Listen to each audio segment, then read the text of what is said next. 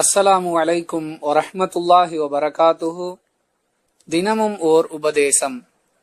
ஆதமுடைய மகனே, நீ பிறருக்காக கொடு, உனக்கு நான் கொடுப்பேன் என்று வளமும் உயர்வும் மிக்க அல்லாஹு கூறுவதாக ரசூலுல்லாஹி ஸல்லல்லாஹு அலைஹி வஸல்லம் அவர்கள் கூறினார்கள்.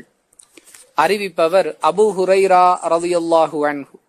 நூல் முஸ்லிம், ஹதீஸ் எண் 1815.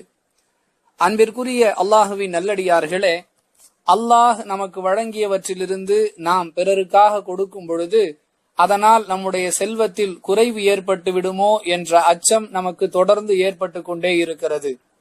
இந்த அச்சத்தை போக்கும் விதமாகவே பல்வேறு ஹதீசுகளின் வாயிலாக பெருமானார் ஸல்லல்லாஹு அலைஹி வஸல்லம் அவர்கள் நாம் செய்யக்கூடிய தர்மங்களுக்கான பிரதிகூலி கிடைத்தே தீரும் என்று தெளிவுபடுத்துகிறார்கள்.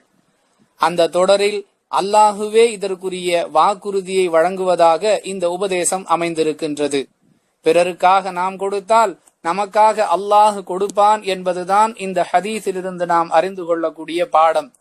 எனவே தர்மம் செய்யக்கூடிய சந்தர்ப்பங்களில் இதனால் நமக்கு பாதிப்பு ஏற்பட்டு விடுமோ, நம்முடைய செல்வத்தின் அளவு குறைந்து விடுமோ, நாளை நமக்கு தேவை ஏற்படும் பொழுது நம்முடைய செல்வமே நமக்கு பயன்படக்கூடாத ஒரு சூழ்நிலை ஏற்பட்டு விடுமோ என்ற அச்சத்தை தவிர்த்து அல்லாஹுவின் மீது நம்பிக்கை வைத்தவர்களாக நாம் செய்யக்கூடிய தர்மம் அல்லாஹுவை கொண்டு நமக்கு ஈடு செய்யப்படும் என்று நம்பியவர்களாக நாம் செலவு செய்ய வேண்டும்.